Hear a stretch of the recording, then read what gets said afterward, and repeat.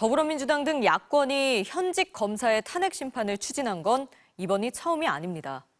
지난 21대 국회에서 3명의 검사들을 탄핵 심판대에 올렸지만 1명은 기각됐고 나머지 2명은 아직 결론이 나지 않았는데요.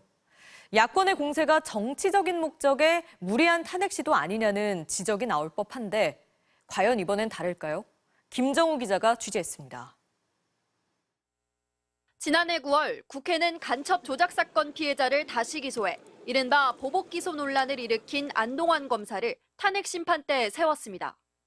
헌정사상 첫 현직 검사에 대한 탄핵 심판이었습니다. 8달 만에 나온 결론은 기각이었습니다. 주문, 이 사건 심판 청구를 기각한다. 9명의 재판관 중 6명이 위법을 저질렀다고 인정했지만 파면할 정도로 중대하진 않다는 게 최종 판단이었던 겁니다. 고발사주 의혹의 당사자인 손준성 검사, 골프장 사위로 각종 비위 의혹을 받고 있는 이정석 검사의 탄핵 심판도 진행 중입니다. 이번이 4번째 검사 탄핵 소추 추진인데 국회 과반의 찬성이 필요한 만큼 민주당 의석만으로도 통과는 가능합니다. 문제는 헌재가 탄핵을 받아들일지 여부입니다.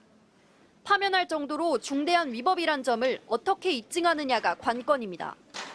민주당은 탄핵 심판의 검사 역할을 할 법사위원장이 민주당 소속이라는 점을 강조합니다.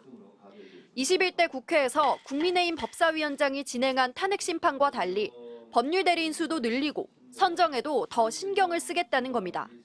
또 법사위에서 국정조사 수준으로 검사마다 의혹을 파헤치겠다며 벼르고 있습니다. 국민의힘은 민주당이 이재명 대표를 겨냥한 수사와 재판을 방해하기 위해 온갖 수단을 동원하고 있다고 반발하고 있습니다.